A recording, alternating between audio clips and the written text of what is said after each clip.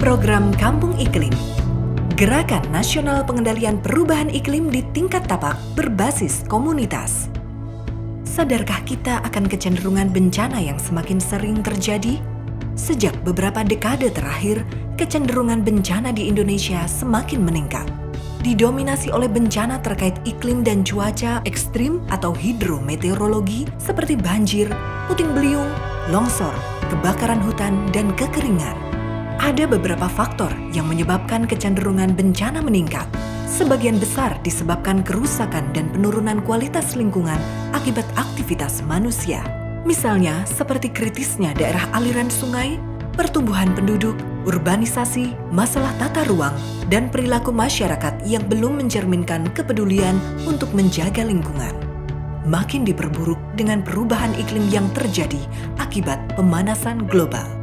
Seperti yang kita tahu, pemanasan global terjadi akibat meningkatnya emisi gas rumah kaca yang dihasilkan dari berbagai aktivitas manusia.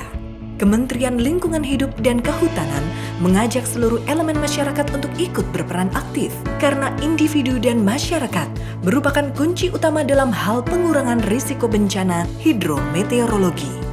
Salah satu strategi KLHK adalah memperkuat kapasitas adaptasi dan mitigasi perubahan iklim di tingkat tapak berbasis komunitas melalui pelaksanaan program Kampung Iklim. Undang-undang menegaskan bahwa masyarakat memiliki hak dan kesempatan yang sama dan seluas-luasnya untuk berperan aktif dalam perlindungan dan pengelolaan lingkungan hidup. Masyarakat harus meningkatkan kepedulian terhadap perubahan iklim dan dampaknya yang dapat mengancam berbagai aspek kehidupan. Proklim melibatkan peran aktif masyarakat untuk menghadapi dampak perubahan iklim dan untuk menerapkan pola hidup rendah emisi gas rumah kaca. Proklim dapat dikembangkan pada wilayah administrasi minimal setingkat rukun warga atau dusun dan maksimal setingkat kelurahan atau desa atau wilayah lain yang setara seperti kampung adat. Selain itu, kampung iklim dapat juga dibentuk di wilayah yang masyarakatnya telah melakukan upaya adaptasi dan mitigasi secara berkesinambungan seperti perguruan tinggi, pesantren, dan paroki. Bagaimana cara mewujudkan proklim? Proklim dapat dilaksanakan oleh kelompok masyarakat yang sudah ada di lokasi setempat dan berperan sebagai kelompok kerja.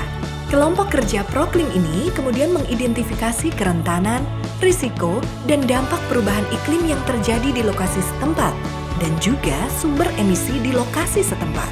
Hasil dari identifikasi awal kemudian dituangkan ke dalam profil kerentanan dan emisi gas rumah kaca. Selanjutnya, kelompok kerja proklim mengidentifikasi sumber daya manusia yang tersedia dan kebutuhan pelatihan. Dilanjutkan dengan merencanakan peningkatan kapasitas masyarakat. Bersama kelompok kerja, masyarakat merumuskan tujuan dan sasaran yang ingin dicapai dalam menghadapi perubahan iklim. Gagasan-gagasan yang muncul dituangkan untuk menyusun rencana aksi adaptasi dan mitigasi perubahan iklim, serta penguatan kelembagaan dan dukungan keberlanjutan. Langkah selanjutnya adalah dengan menyusun perencanaan aksi adaptasi perubahan iklim. Misalnya, pengendalian kekeringan, banjir, dan longsor dengan pembuatan penampungan air hujan, biopori, dan sumur resapan, melakukan upaya penghematan air, membuat atau memodifikasi bangunan sehingga adaptif terhadap perubahan iklim, dan membuat sarana pengendali banjir. Peningkatan ketahanan pangan, misalnya dengan menerapkan sistem pola tanam bergilir, penganekaragaman tanaman pangan, dan pertanian terpadu. Kemudian membuat serta merawat saluran irigasi dan memanfaatkan lahan pekarangan, misalnya untuk menanam sayuran, tanaman obat, kolam ikan, dan lain sebagainya. Pengendalian penyakit terkait iklim dengan mengendalikan faktor penyakit, misalnya mengaktifkan peran jumantik dan melaksanakan 3M, serta menerapkan PHBS, sanitasi, dan penyediaan air bersih. Perencanaan aksi mitigasi perubahan iklim, misalnya dengan pengelolaan limbah padat dan cair, penggunaan energi baru terbarukan, konservasi, dan penghematan energi, melakukan budidaya pertanian rendah emisi, meningkatkan tutupan vegetasi, mencegah dan menanggulangi kebakaran hutan dan lahan.